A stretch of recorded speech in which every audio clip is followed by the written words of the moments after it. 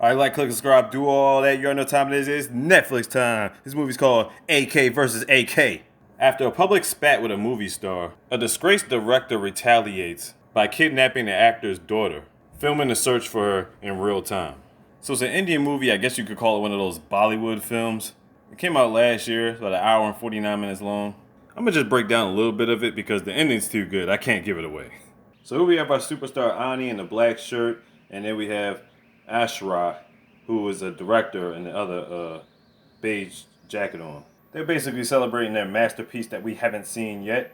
Flashback to a couple months ago, they're on a pilot, they're talking about this big movie that they're supposed to be doing coming up. So they start taking questions from the audience about what's going down. But it leads to both Ani and Anush getting into a heated debate live on TV. But we found out later on that debate was really to stir up controversy for the movie that they're about to perform. So Ashburg goes to the set to see Anna performing some type of role for an Air Force movie. He meets up with him to try to talk about the script, but he's not trying to hear none of it. They talk in the trailer more, but he's still not trying to feed into the bullshit. Then he tells Anil Somar was the one that put him up to it. Somar is actually the daughter of Anil. So then he tries calling his daughter, come to find out, Anush has her phone.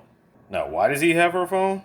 Because he tells her she's been kidnapped and you're going to do a real live movie to get her back. So he's forced into doing this movie so he can find his daughter, but there's 3 rules he has to abide by. He can't call the cops, he can't get anybody else involved, and the camera has to be rolling on him at all times. Oh, and if anybody calls, it has to be on speakerphone. So from this point forward, he basically has 10 hours to find his daughter. So of course, the first thing he does is go to the cops. But the crazy thing is because he's such a big star and the camera's following him around, the cops don't even believe that he's telling the whole story.